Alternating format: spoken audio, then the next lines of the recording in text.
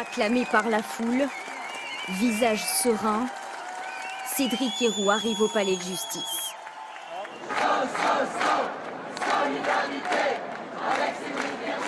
Poursuivi pour avoir aidé et transporté des étrangers en situation irrégulière, l'agriculteur de 37 ans affiche sa détermination.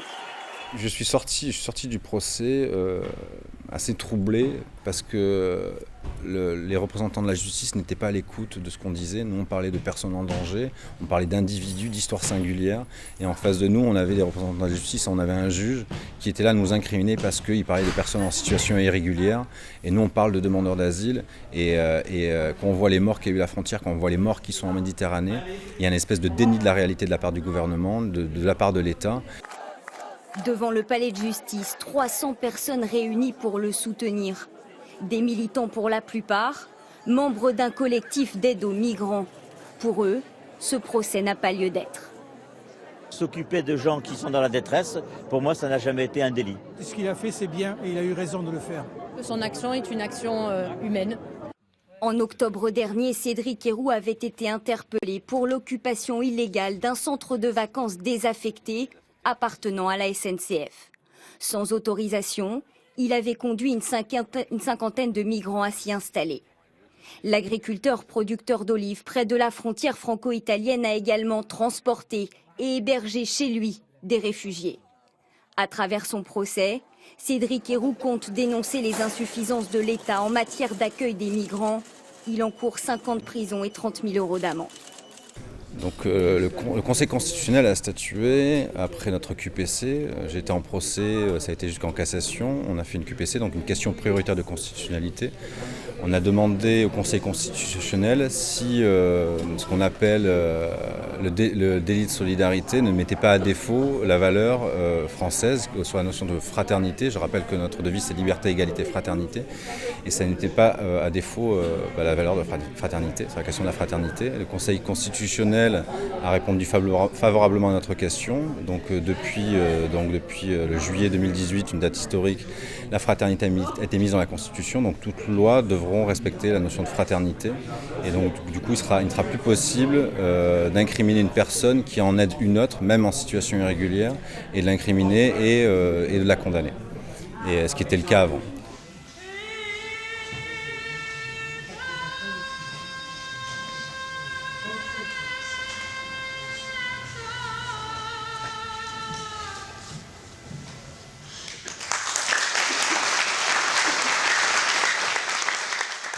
Donc on voit la fin du film. Les dernières images sont de l'année dernière, donc c'était à l'automne dernier, donc l'automne 2017. Le préfet des Alpes-Maritimes a réussi à bloquer la Roya et on n'a plus personne qui arrive pendant un petit moment.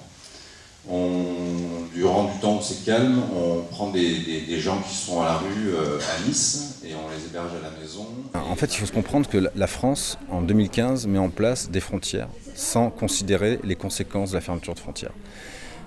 Au départ, on n'était pas du tout militants pro-migrants, on l'est devenu parce qu'il a fallu se défendre. Et on s'est retrouvé dans la vallée de la Roya, qui est une vallée franco-italienne. Le haut est italien, le bas est italien et le haut est français.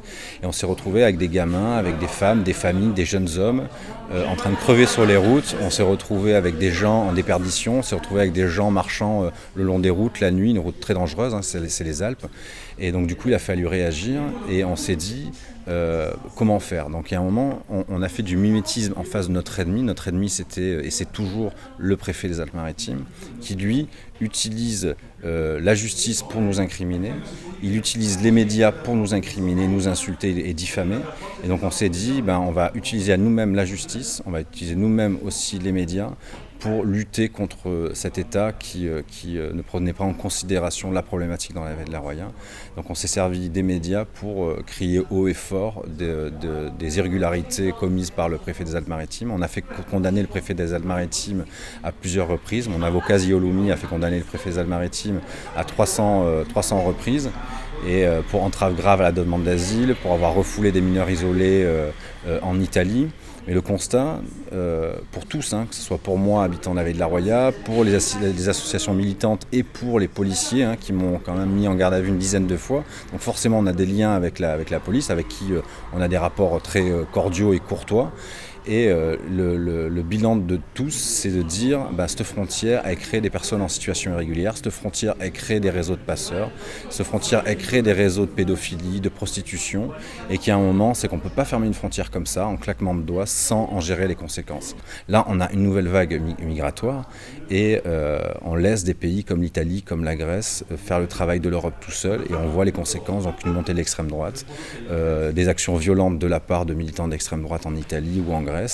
Et il y a un moment, c'est que la migration, pour moi, je pense que c'est un défi.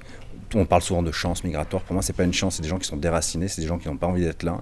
Et quel avenir on construit avec ces gens qui sont sur le territoire, qui resteront dans le territoire. Puis j'espère un peu ouvrir le débat et de considérer en fait la peur de certains Français qui disent la migration, c'est des violeurs, c'est des gens dangereux, etc. De faire un lien avec ces personnes-là, d'être à l'écoute des personnes qui ont peur, de dire maintenant comment on fait en respectant en fait les valeurs de la République française, en se disant on doit respecter les droits de l'homme, on doit respecter les personnes qui sont sur le territoire, parce que quand on respecte un territoire, on respecte les personnes qui sont sur le territoire, et comment on fait en fait pour encadrer la migration pour que ça se passe bien. Et je pense qu'avec un discours comme ça, on peut arriver à créer un consensus pour que tout le monde s'y retrouve.